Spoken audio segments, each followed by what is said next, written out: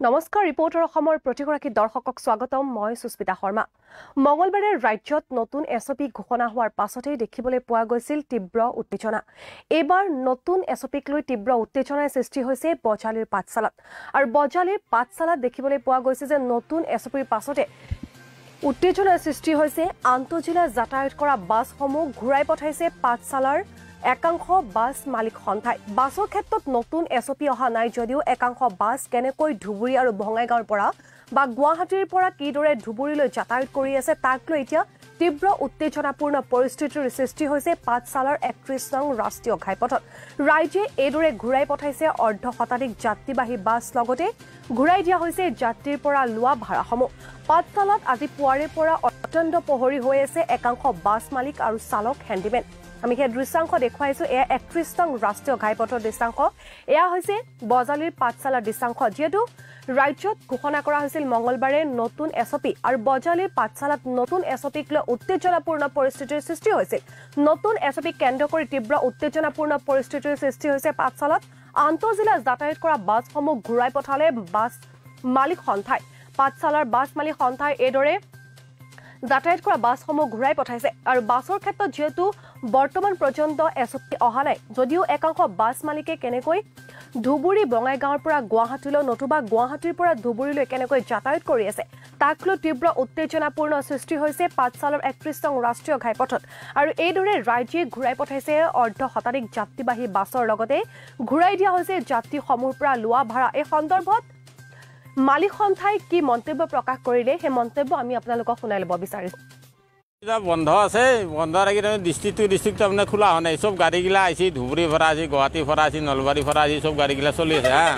কিন্তু আমাক তো এটা গাড়িগুলা মাজৰ গাড়িগুলা আমি বন্ধ হৈ আছো এতিয়াতো আমাক চৰকাৰে একো দিয়া নাই চৰকাৰে কিবা সাহায্যই দিছে না কিয়ে দিছে আমাৰতো তিৰি চলি আছে কিবা আছে পেট আছে কিবা আছে আমাক তো কোনো কাৰণৰ সাহায্য একো এটা দিয়া নাই চৰকাৰে আৰু বাহিৰা গাড়িগুলা চলি আছে সব গেটত পইচা লৈ কয় গেটগিলাক কয় আমি এতিয়া শ্ৰীৰামপুৰ গেট পাতছো পুলিচে হিংকে কয় শ্ৰীৰামপুৰ গেট পাতছো বোলে এই বেচকুচিত হিংকে কয় ডাইলগ দেই পুলিচে কিমান টকা হিচাপ নাই আকৌ 200 টকা লয় 1000 টকা লয় 500 টকা লয় হিচাপ নাই 500 তলত নাই বাছগিলাতো আজি যাব পাৰে সব আন্তঃজিলা বন্ধ দিছে এতিয়া আমি কিয় যাম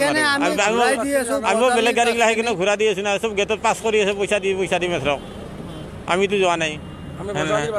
আমি বজালি গাড়ীগিলা বন্ধ হৈ আছে কয়ও যাব পৰা নাই সেইকাৰণে আমি বজালি হিৰৰ পৰা আমি গাড়ীবিলাক ঘূৰাই দি আছো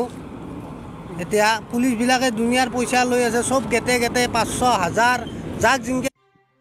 আৰু এয়া আছিল পাঠশালাৰ একাংশ বাছ মালিক সন্থাৰ ভাষ্য যেহেতু দেখিবলৈ পোৱা গৈছে যে ৰাজ্যত যেহেতু মঙ্গলবাৰে প্ৰকাশ কৰা হৈছিল নতুন এছপি ক্ষেত্ৰত যদি যাতায়াতৰ ক্ষেত্ৰত যদি কোনো কথা ঘোষণা কৰা নাছিল ৰাজ্য চৰকাৰে তথাপিও যিসমূহ বাছ গুৱাহাটীৰ পৰা ধুবুৰীলৈ বা নতুবা ধুবুৰীৰ পৰা গুৱাহাটীলৈ অহা যোৱা কৰি আছে তেনে ক্ষেত্ৰত কঠোৰ হৈ পৰিছে ৩১ নং ৰাষ্ট্ৰীয় ঘাইপথত পাঠশালাৰ যিসকল